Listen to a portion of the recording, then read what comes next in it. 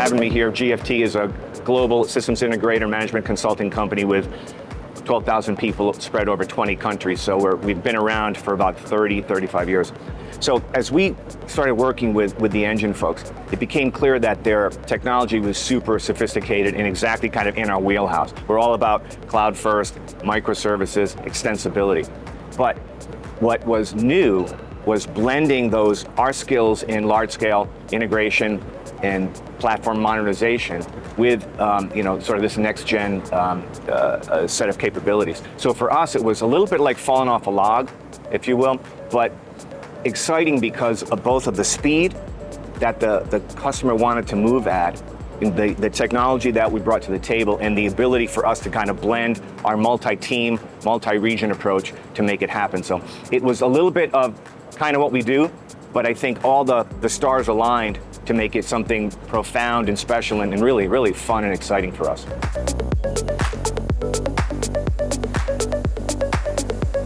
No bank or no customer ever says, oh, you've got this awesome set of capabilities? Sure, where do I sign? They say, where did you do it already?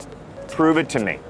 Which teams are you going to bring to the table? I want to meet them. I want to see who they are. I want to get some tangible look and feel and a taste of what it's like. So I think that's how we're going to proceed.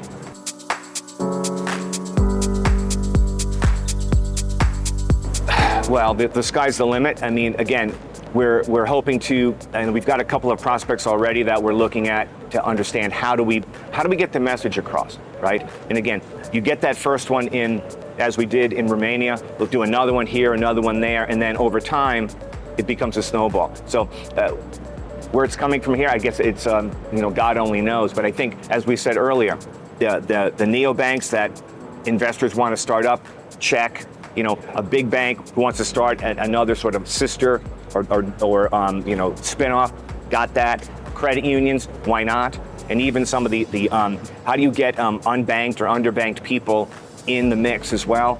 These digital banks with a mobile experience that we were able to pull together, which is pretty phenomenal. Those are some of the shiny objects that buyers say, wait a minute, I want to talk to you more about that. So that's what we're looking to do again, later in 2025 and beyond. So we're really excited for the partnership, and where, again, I think it's limitless at this point.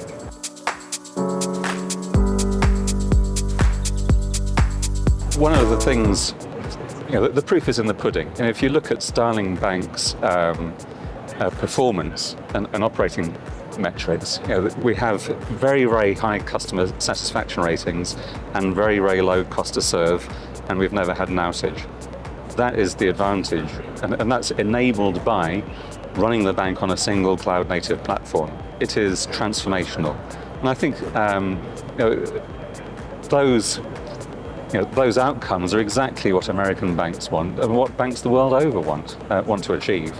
And so what we're offering is a way to get to it.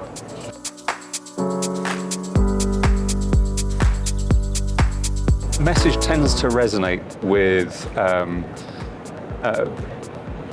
established banks that have got all of the problems of legacy systems in terms of cost, lack of agility, and their customers are increasingly saying, we want a better digital experience, or we want a different digital experience. It's those banks that have that want to do something different, that want to offer something better for their customers, and want to create a new foundation for the next 20 years or 20 years plus. So I think that's what we're looking for.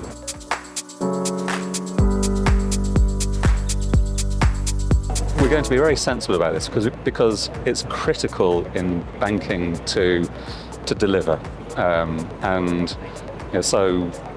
we very much want to build these long-term relationships that banks have enjoyed for many years with their existing providers. And we know that that's important. It's all about trust and delivering on what you say you can do. So I think rather than talking about sales forecasts, I think we just want to deliver each one as it comes and have every client a reference and with the proof points, and then the word will spread.